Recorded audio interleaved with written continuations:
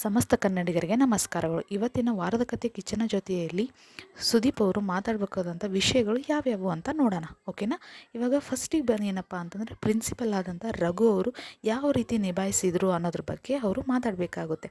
ಹಾಗೆ ಇವತ್ತಿನ big boss show ಅಲ್ಲಿ ರಕ್ಷಿತಾ ಅವರು ಫೇಕ್ ಅಂತ ತುಂಬ ಜನ ಪ್ರೋಮೋದಲ್ಲಿ ಹೇಳಿದ್ದಾರೆ. ಹಾಗಾದರೆ ಇದ್ರ ಬಗ್ಗೆ ಸುದೀಪ್ ಅವರು ಏನು ಹೇಳ್ತಾರೆ ಅಂತ ಇವತ್ತಿನ ಎಪಿಸೋಡಲ್ಲಿ ನೋಡಬೇಕು.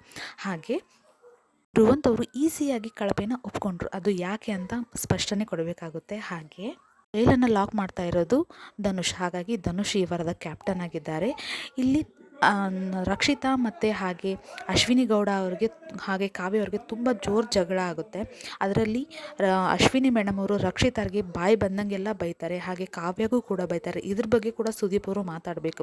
ಹಾಗೆ ಮೂಲಗಳ ಪ್ರಕಾರ ಗಿಲ್ಲಿ ನಟ ಹಾಗೆ ಧನುಷ್ ಅವರು ಸೇಫ್ ಆಗಿದ್ದಾರೆ ಮೊದಲನೇ ಇದು ವಾರದಲ್ಲಿ. ಯಾಕೆ ಅಂತಂದರೆ ಧನುಷ್ ಗೌಡ ಅವರು ಕ್ಯಾಪ್ಟನ್ ಆಗಿದ್ದಾರೆ, ಹಾಗೆ ಗಿಲ್ಲಿ ನಟ ಅತಿ ಹೆಚ್ಚು ಓಟ್ ಬಂದಿದ್ದರಿಂದ ಅವರು ಸೇಫ್ ಆಗಿದ್ದಾರೆ. ಹಾಗೆ ಇವತ್ತಿನ ಬಿಗ್ ಬಾಸ್ ಶೋ ಅಲ್ಲಿ ಸುದೀಪ್ ಸರ್ ಅವರು ಹೇಳಿದ್ದಾರೆ, ಅಶ್ವಿನಿ ಮೇಡಮು ಹಾಗೆ ಮತ್ತಿತರರು ರಕ್ಷಿತಾ ಅವರು ಫೇಕ್ ಅಂದವ್ರಿಗೆ ಅವರು ಜನರಿಗೆ ಯಾರು ಸೂಟ್ ಆಗ್ತಾರೆ ಅಲ್ವಾ ಅವ್ರಿಗೆ ಓಕೆ ಅನ್ನಿಸ್ತಾರೆ, ಯಾರಿಗೆ ಸೂಟ್ ಆಗಲ್ವಲ್ಲ ಅವ್ರಿಗೆ ಅವ್ರು ಓಕೆ ಅನಿಸಲ್ಲ ಅಂತ ಹೇಳಿದ್ದಾರೆ.